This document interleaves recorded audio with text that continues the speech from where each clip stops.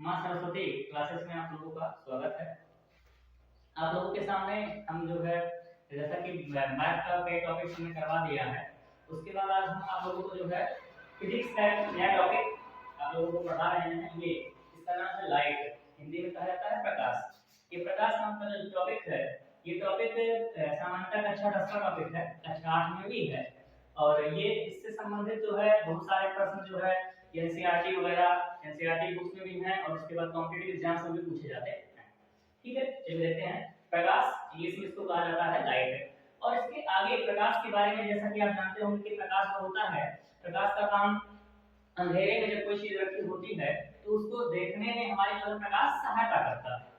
प्रकाश के द्वारा जो है अंधेरे में किसी भी वस्तु को अगर हमें देखना होता है या ढूंढना होता है तो उसको हम अंधेरे में आराम से प्रकाश के माध्यम से ढूंढ सकते हैं। अब प्रकाश के बारे में ज्यादा नहीं जानना है, प्रकाश के कुछ चीजों के बारे में हमें समझना है। देखते हैं कि क्या है। सबसे पहला हमारा है प्रकाश का परावर्तन। प्रकाश का परावर्तन, प्रकाश का परावर्तन क्या होता है? इंग्लिश में इसको कहा जाता है रिफ्लेक्शन ऑफ लाइट। इंग्लिश में कहा जाता है रिफ्लेक्शन ऑफ लाइट। अब रिफ्लेक्शन ऑफ लाइट अगर आपको समझना है तो उसके लिए जरा देखिए ध्यान से। अगर मान लिया कि हमारे पास कोई एक ऐसा सतह है, कोई ऐसा सतह है जो एक तरफ से पॉलिशदार है, एक हमारे पास सतह है जो एक तरफ से पॉलिशदार है और इसका दूसरा वाला जो तल है वो पूरी तरह से चिकना है। एक हमारे पास सतह है जिसका एक सतह पूरी तरह से चिकना है और दूसरा वाला जो इसका तल है वो पूरी तरह से क्या किया गया है? पॉलिश किया गया है। और जब इस पर कोई भी प्रकाश की किरण आकर के पड़ती है, जब कोई प्रकाश की किरण यहाँ से आकर के पड़ती है और इसके किसी एक बिंदु पर आकर पड़ती है तो पड़ने के पश्चात क्या होता है कि ये प्रकाश की किरण इस सतह से टकराने के पश्चात पुनः इसी माध्यम में वापस लौट जाती है। इसका मतलब क्या कि जब भी कोई प्रकाश की किरण किसी प्रकाश स्रोत से चल करके किसी सतह से, किसी ऐसे सतह से टकराती है जिसका दूसरा तल पॉलिशदार है और एक तल बिना पॉलिश का है यानी सिंपल, तो वो टकराने के पश्चात वो प्रकाश की किरण पुनः उसी माध्यम में वापस लौट जाती है।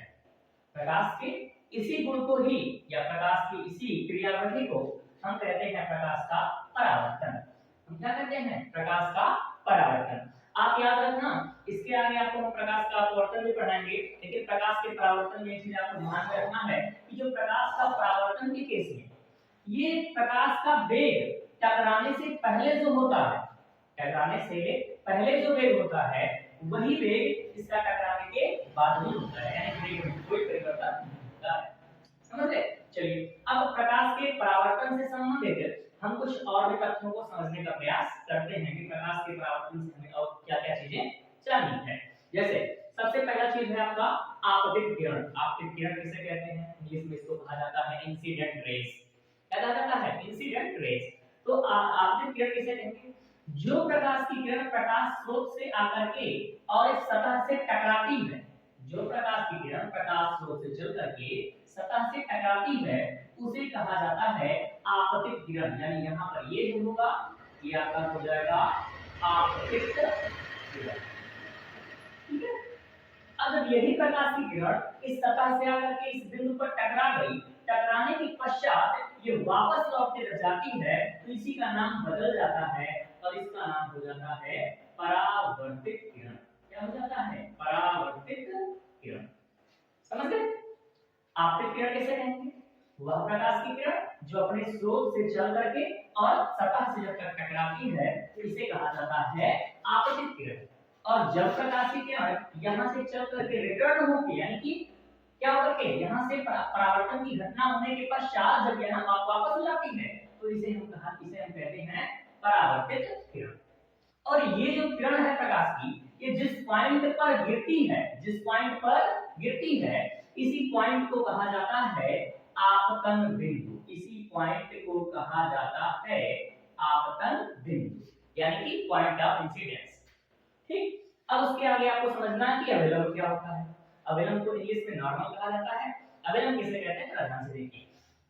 ये जो हमारा सतह है, जिस सतह पर एक प्रकाश की किरण पड़ रही है या परावर्तन की घटना जिस सतह से हो रही है उस सतह पर हम एक काल्पनिक रेखा खींच लेते हैं या मान लेते हैं, और जिस काल्पनिक रेखा को हम मानते हैं उसी काल्पनिक रेखा को ही अभिलंब कहा जाता है। उसी काल्पनिक रेखा को अभिलंब कहा जाता है। ठीक, अब आगे कुछ और समझना है आपको कि आपतन कोण क्या होता है, परावर्तन कोण क्या होता है। तो देखिएगा, आपतित किरण और अभिलंब के बीच का, क्या बोला मैंने, आपतित किरण, ये है आपकी आपतित किरण और ये है यहाँ पर अभिलंब। तो आपतित किरण और अभिलंब के बीच का जो ये एंगल बनता है उस एंगल को कहा जाता है आपतन कोण। क्या कहा जाता है, आपतन कोण। ठीक है, इसके आगे ये अभिलंब और परावर्तित किरण, अभिलंब और परावर्तित किरण के बीच का जो कोण बनता है इस कोण को कहा जाता है परावर्तन कोण। क्या कहा जाता है, परावर्तन कोण। समझ में आया? क्या आपने देखा कि ये किरण जो यहाँ से चल करके दर्पण के या कोई भी सतह है उस सतह से जब टकराती है तो इसे कहा जाता है आपतित किरण, और जब यही प्रकाश की किरण यहाँ से रिटर्न होके जो उसी माध्यम में वापस लौट जाती है तो इसे कहा जाता है परावर्तित किरण। इसे क्या कहा जाता है, परावर्तित किरण। और जब जिस पॉइंट पर ये प्रकाश की किरण पड़ती है उस पॉइंट को कहा जाता है आपतन बिंदु। उस पॉइंट को क्या कहते हैं, आपतन बिंदु। और ये प्रकाश की किरण मतलब ये जो हमारा सतह है इस सतह के लंबवत खींची गई काल्पनिक रेखा को कहा जाता है अभिलंब। और ये जो हमारा आपतित किरण होता है और जो ये अभिलंब होता है इन दोनों के बीच का जो एंगल बनता है, जो कोण बनता है उसे कहा जाता है आपतन कोण। और ये अभिलंब और परावर्तित किरण के बीच का जो एंगल बनता है इसे कहा जाता है परावर्तन कोण। ठीक है, इसके आगे और ये जो पॉइंट होता है इस पॉइंट को कहा जाता है आपतन बिंदु। इसके आगे अब आपको कुछ और समझने हैं, जैसे कि परावर्तन के नियम किसे कहते हैं, परावर्तन का क्या नियम होता है। चलिए ध्यान से समझते हैं कि परावर्तन का नियम क्या होता है। परावर्तन का नियम, परावर्तन के मुख्य रूप से जो है दो नियम होते हैं। परावर्तन के नियम का मतलब क्या होता है कि प्रकाश की किरण जब किसी स्रोत से चल करके किसी सतह से टकराए और टकराने के पश्चात पुनः उसी माध्यम में वापस लौट जाए तो इसके कुछ नियम होते हैं। इस नियम से प्रकाश की किरण यहाँ से जाती है और किस नियम के अकॉर्डिंग यहाँ से फिर रिटर्न होकर जाएगी, वापस जाएगी उसी माध्यम में। इससे संबंधित कुछ नियम होते हैं, उसी को कहा जाता है परावर्तन का नियम। परावर्तन के नियम मुख्य रूप से होते हैं दो। पहला नियम क्या है कि ये आपतित किरण, ध्यान से सुनिएगा क्या बोल रहा हूं मैं, आपतित किरण परावर्तित किरण। पहला नियम क्या कहता है परावर्तन का कि आपतित किरण, परावर्तित किरण तथा आपतन बिंदु पर अभिलंब।